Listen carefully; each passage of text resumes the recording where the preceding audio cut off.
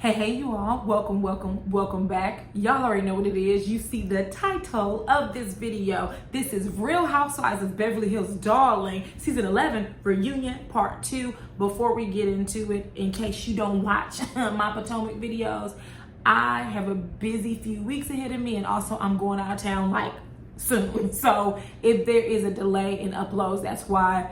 I apologize, but thank you all for being patient with me. So let's go ahead and dig in to this reunion. We jumped right into Erica and Andy. That's how you wake it the hell up, okay? Ain't nobody got time to hold back for Erica. I know she's one of your faves, but we need to get down to the business. So if I'm looking down a lot, I wrote down the questions. So that's why I'm looking down and not up at the camera. So first question was, why not leave Tom sooner if he's cheating, right? And so Erica's question, they actually asked this question multiple times throughout this hour, just in different ways. And so her first answer was that she told him, like, listen, if you in love with somebody else, then go ahead and leave. And his response was nothing. Well, your response should have been traveling down to the courthouse, honey. Period. That's what your response should have been. Like, that's an excuse. You say he's cheating for years, but the cheating is not what broke this relationship. Because if it were, you would have left a long time ago. Like, we're not doing that. Andy asked her, was she faithful throughout the marriage? Now, Erica paused. And when she paused, I said, ooh. I knew the answer. The answer was hell no. But she couldn't say that, right? Because she's in the middle of a divorce. So she can't reveal her hand, right? So she paused and was like, well, I was faithful up until the day I filed for divorce. So the answer is no. You weren't faithful before you filed for divorce. And let me say this. If he's cheating on her throughout the marriage, and that's obviously not a deal breaker for her, then I wouldn't expect her to be faithful in return. Just saying. Not my marriage, but hers. Do what you gotta do, right? So next, they talk about her marriage being a pretty mess. And bravo, let me tell you something. The production for both Beverly Hills and Potomac, you all deserve the highest of raises, okay? Let me tell y'all something, Potomac and Beverly Hills. When you get into your negotiation room with Andy and Bravo, you make sure you tell them yesterday's price is not today's price. Because the editing that you all have been doing on these shows, just sensational. But they roll the beautiful bean footage and she's gloating over Tom. They show how she's lovingly fixing his tie. Just everything was great and perfect. He's her biggest supporter. She loves him. He's a great attorney. And then boom, the divorce hits and he has dementia. He has all these different women he's dealing with. And also, oh, by the way, he got a federal case coming, right? So the next question that was kind of posed is that, you painted this picture of this rosy, happy marriage. So where are these new accusations of cheating coming from? Like, basically, and just like I've been saying throughout all of my reviews and recaps, you're talking about all this cheating that he did, but yet the man can't remember his right from his left. How? How, right? And even if he does have dementia, right? And let's say he did cheat, that was not a deal breaker because you stayed for 2 decades, as you stated. But she was saying that marriages are complex and that this is 2 decades of a marriage and no one is perfect, and she highlighted the best of him. I'm still not buying it. There's nothing, really, Erica is making herself out to be the victim when the true victims are the children and the family members that are still mourning and grieving the deaths of their relatives in the plane crashes. The real victims are people who hired him and they received settlement money. They were given money, right? Or not even given money, they were supposed to receive settlement money, he never gave it to them. Those are the real victims, people who need to pay their medical bills, people who need money, who now have a different way of life, a more challenging way of life because of a medical injury or because of, I don't know, a bomb exploding under your home. Like, these people need their money. And so I don't feel sorry for you because, Erica, you will go on to be on Beverly Hills. You'll go ahead and hop to the next rich old man. And you'll do this marriage a little differently. Now that you've been through one old man, you're going to go to the next old man and get his money. I don't feel sorry for Erica. She's not a victim. She's really not. She said she stayed in the marriage because she had no access, because the question that kept being posed is, why did you stay? Well, I had no access. And she said, where was I going? And Andy said, I know how much you make, and it ain't bad. And she said that she gave all her paychecks to Tom. Now, I don't know if this is true or not, but I remember being on Twitter the day that this episode ran, and there was someone who retweeted, I think it was a white lady, I forgot her name, and she retweeted, or not retweeted, she tweeted and said, you know, Erica says that she gave him all her money, but let her tell it, I don't know if it was in her book or what, that she was self-made, that Tom didn't fund anything, she used all her own money. See, either you were lying then or you're lying now. Either way, Erica, you're a liar, period. So Andy asked her, he said, well, if you would have left, you know, wouldn't you have received half? Because you're painting this picture that you didn't have access to money. You're saying that he cheated on you. You're saying that the power balance was out of whack. All of that is understood.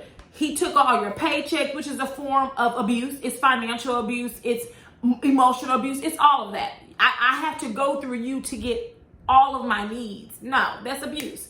So if all of this were the case, if all of these things were if all of this was the case, then why didn't you file for divorce and get half? And she kept saying, well, yeah, I mean, I guess I could have got half because I got half of the liability. Key question, did you know about the liability at that time? Excellent question, Andy Cohen. Excellent question. I'm going to tell you why. Because Erica is perpetrating. She keeps purposely saying, well, I have to have half of the liability. Yeah, but if you would have left earlier, you would have half of the assets. So stop trying to play around with this. Erica does a lot of, she cherry picks the words that she's going to use, and kudos to her lawyers and her PR team because they got her ass together because she acted a fool throughout the season. So I understand her being careful of the words that she's utilizing right in this reunion. But what she's doing is not only is she being careful of the words that she uses, she's also using them in ways to slither around questions, right? Because you keep saying you're responsible for half of the liability, but mama, if you would have divorced him earlier, you would have had half of your assets, because at one point Tom wasn't broke, right? So how long has this cheating been going on? How long has he been abusing you financially? How long has this been occurring? Because throughout the season, you said that, you know, Tom would be very mean to you. So how long has this been occurring, and why didn't you leave? Shout out to Andy for trying to establish a timeline. That's why he asked, did you know about the liability at that time? Because you're not going to keep telling us that you had no money and you had nowhere to go when you could have easily filed for divorce and got half. We don't want to hear it. Next question. Did you know there was liability when you left, and did you feel like the ship was sinking? Erica responds, I felt like he was sinking. Honey, he is the ship. So yes, you left when the ship was sinking. Once again, she's choosing her words and she's playing around with them very carefully. Erica said that she began paying attention to everything when she started to be included in lawsuits. Boom! That's exactly what I have been saying.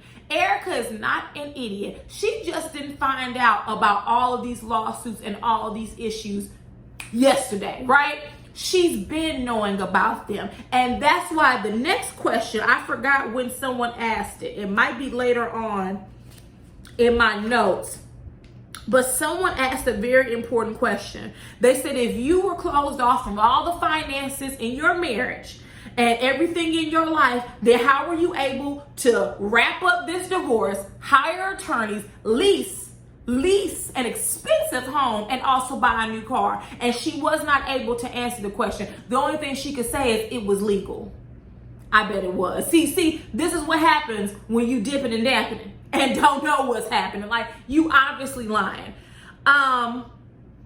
She refused to answer when she sought legal counsel. I know you did. Because you know damn well you just didn't find out about all this mess 2 months ago in Beverly Hills filming time, right? She knew about that stuff when she was talking to Garcelle. Oh yeah, he's doing great. He's a great lawyer. She knew about it then. She was wrapping everything up so she could make her grand exit. Erica is lying. Whether you were lying then or you're lying now, you're lying. And that's why she's not to be trusted. So she says that Tom had 3 mistresses. She confronted him about 2. And one she found out on the day that she left, and she texted her, nice tits, stupid. Well, if you ask me, you might want to watch that stupid, because you're the one who could have left earlier and got half. See how that works? I also was not here for Kyle trying to, I guess, defend Erica, saying that she had heard rumors and that when she would talk to her, Erica would say little things and drop hints. Girl, Kyle, you and Maurice and PK and Dory have been dragging Erica by her edges this whole season. Don't try to snuggle up to her now, because I have a feeling in part 3 and 4, she's gonna let you, Dory, and those 2 husbands of y'all have it. So just hold on. Hold on, Kyle, because she's gonna come for you. Erica says she posted Tom's mistress because she was angry, and Garcelle, that resonated with her. She said, yeah, you were angry. I understand. Erica posted that picture of the mistress so she can formulate a story that Tom had been cheating and she was upset. That's why she posted that picture. Okay? All of this is about Erica looking like a victim when she's not, right? You knew about them people's money being stolen.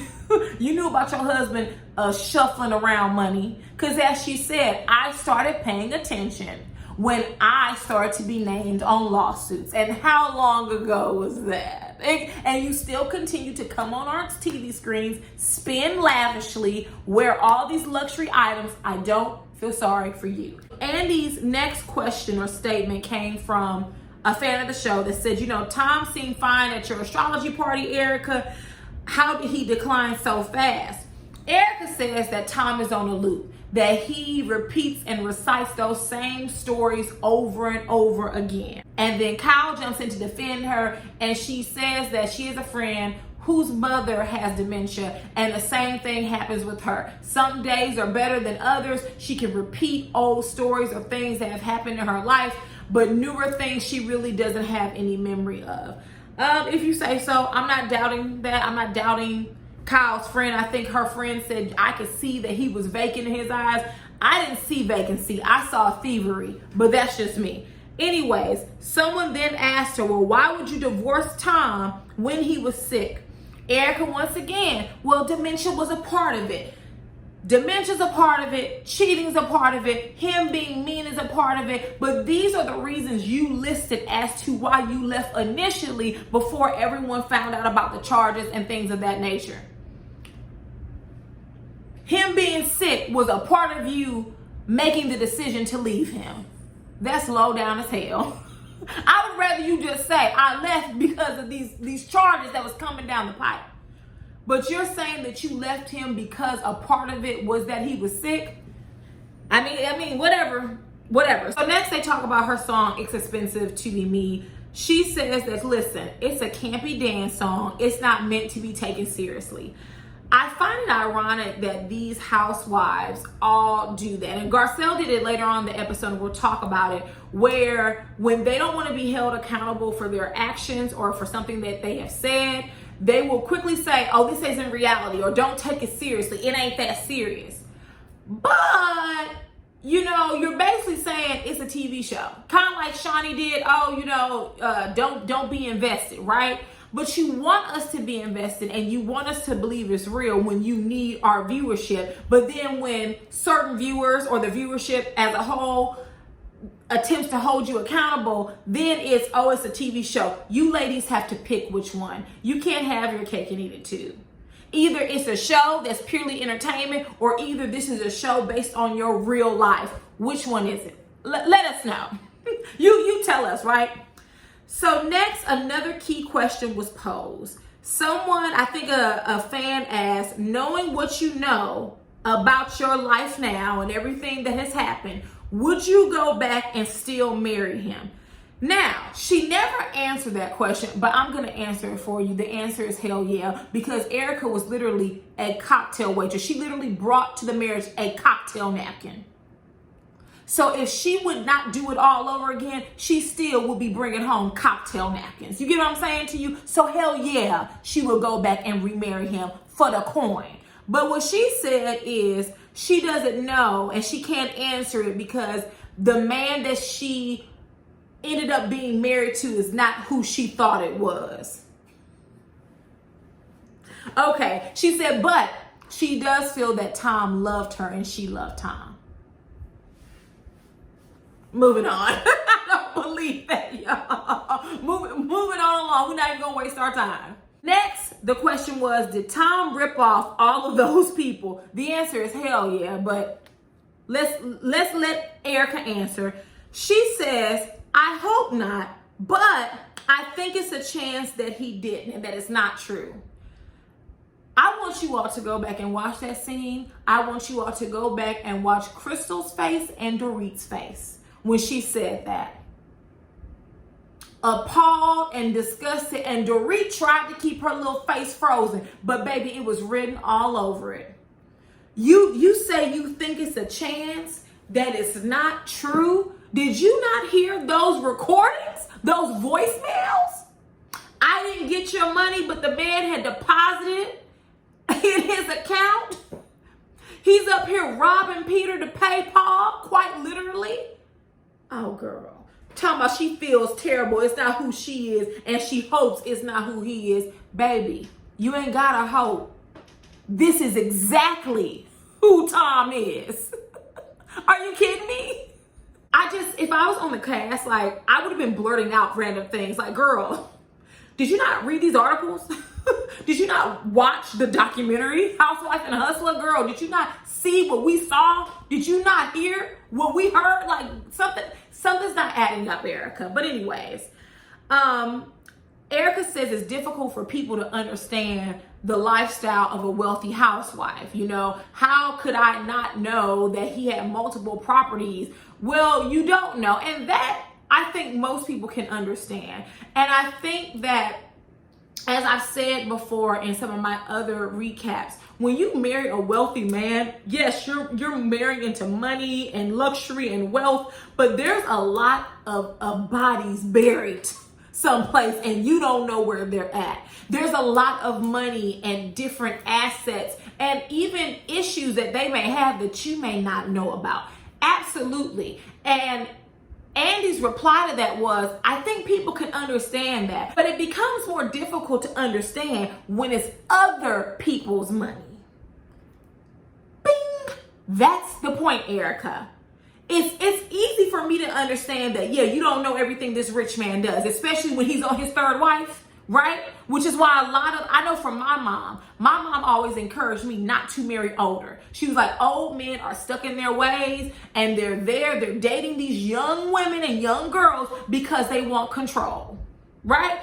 And while this is not the case for everyone, I have to say that, because someone is going to fly into my car. My husband is 20 years older than me, and fine, I'm not talking about you, okay? I'm not talking about you. But when you're dealing with these wealthy men who only want to date and marry young women, which is odd if you ask me, you're 80 marrying a 30-year-old, or you're 50 going after a 20-year-old. There's really only a few reasons why you're doing that. And part of it is control. So that's not difficult to understand. It's difficult to understand it when these people are victims of catastrophic events and they have money that they won or settled upon and your husband took it. That's what's difficult to understand, okay? So Erica has this soliloquy about how a lot of Tom's decisions are being pointed at her and that his life is over. He's in a mental health facility, but she just turned 50 and her life is just beginning, and she can't allow this to destroy her or take her to a place where she can't come out of it. What about the victims? Their lives have been destroyed in many ways. We have orphans whose parents died in plane crashes.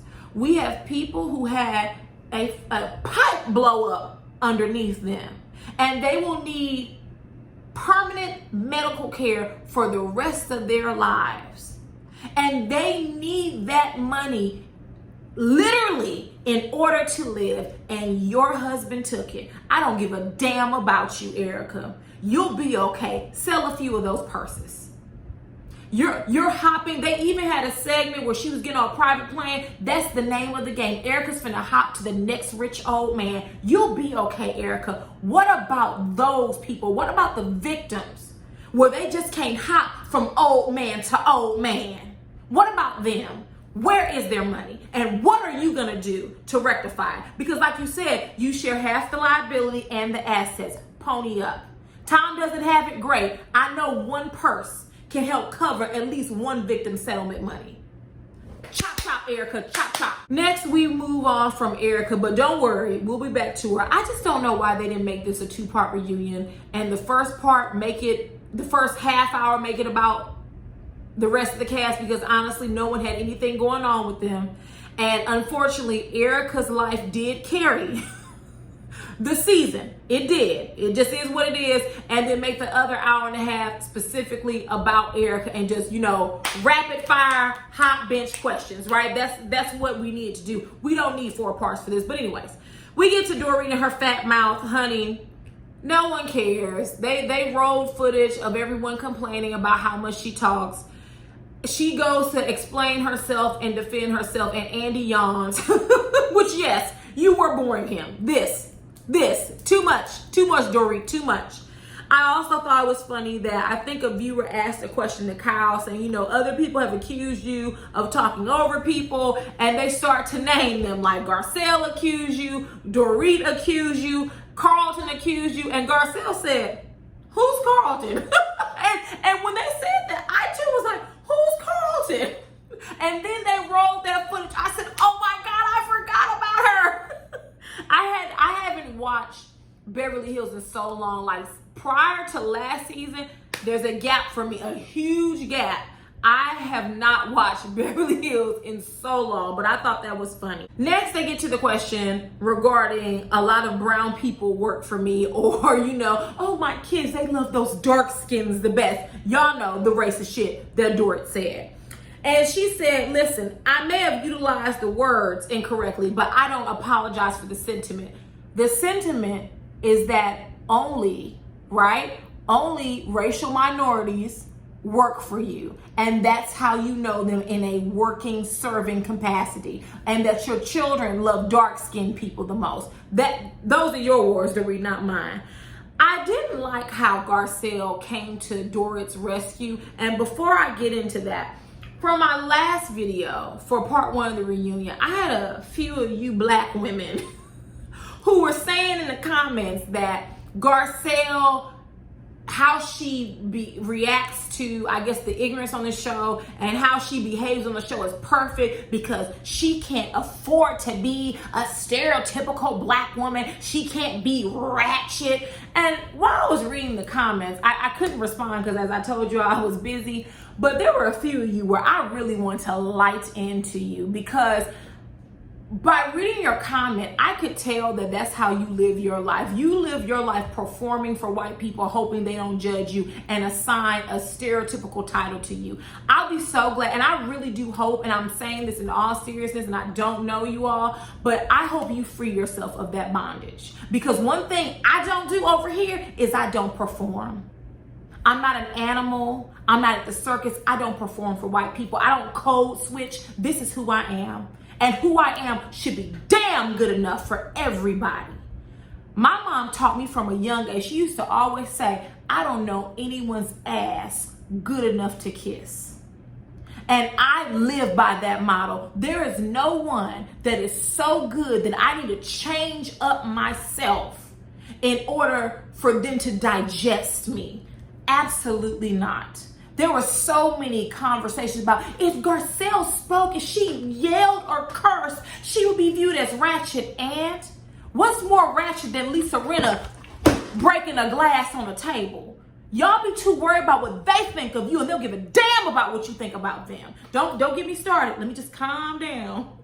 Because it pisses me off that we still, that's that mentality, right? I gotta please, I gotta shuck and jive. Oh, don't let massa see me. No, ma'am. We don't do that over here. Okay? I am who I am, and I love who I am. And there's nothing wrong with how I speak. There's nothing wrong with how I carry myself. And I'm not gonna change it up to make it digestible for anyone. You either like it or you love it. Okay? And if you don't do either of those, then you can list it. Y'all know that show, what is it, Love It or List It? You can do either three of those, but I'm not changing who I am for you. And so many of you all, and I don't know if any of you all realize this, so I also do say this very caringly. I don't think some of you realize that in your statement, it was about performing for white people and making yourself digestible for them. Garcelle is who she is. Garcelle is not a confrontational person. I'm fine with that. But Garcelle also is not straightforward. She's not always direct. She doesn't always really say, like, listen, no, I don't like Dorit. I don't like Kyle. Because she doesn't, and that's perfectly okay. And the hoops that some of you all were jumping through to make excuses for why she couldn't, it was rooted in racism. It was rooted in discrimination. Well, she's not gonna have her job, or she can't do that because the audience gonna think she ghetto. Says the people who love a trap and brunch. Says the people that love trap music but wouldn't live in a neighborhood that actually had a trap house. Food for thought. That's all I'm saying. Let me just move on. But I didn't like the way Garcelle defended Dorit. Her saying, well, it was a long and tough and uncomfortable conversation. So what? It's tough and uncomfortable to be a black person sometimes. a lot of times. And I'm being generous when I say that.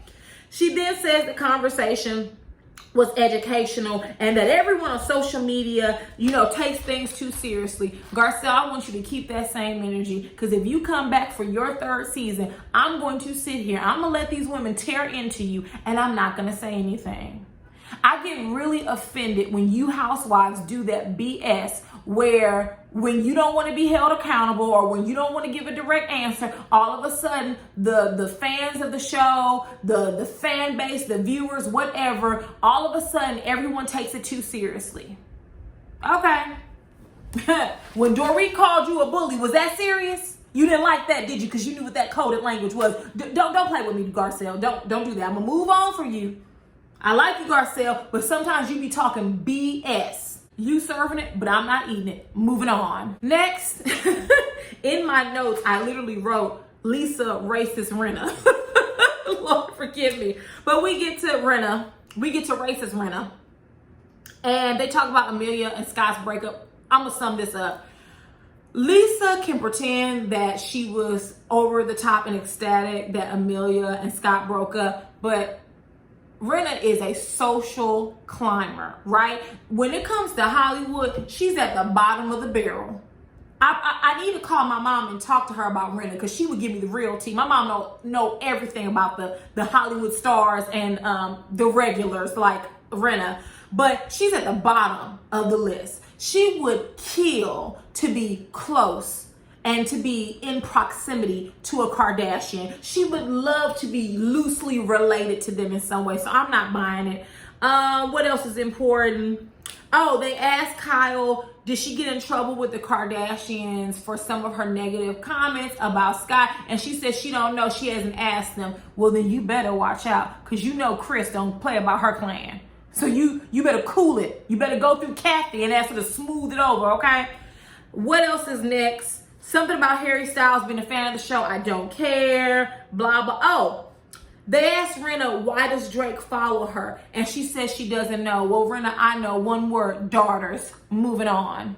Next, we get into Kyle's and Kathy's relationship. And they rolled their package. And both Kyle and Kathy agreed that they spent far too many years not talking, right? And that it wasn't worth it. I even think Kathy even said, like, I was holding in anger for a long time. And she said, I would encourage people to be vulnerable and to pick up the phone. And I would agree. Now, once again, as I said in my Potomac video, and I'll say it here, I'm not saying that you need to repair relationships with people or family members who are toxic anyway, they're violent or they're abusive, whether it's physical, emotional, or the like. I'm not talking about that. But on a real normal level, as humans, we are flawed.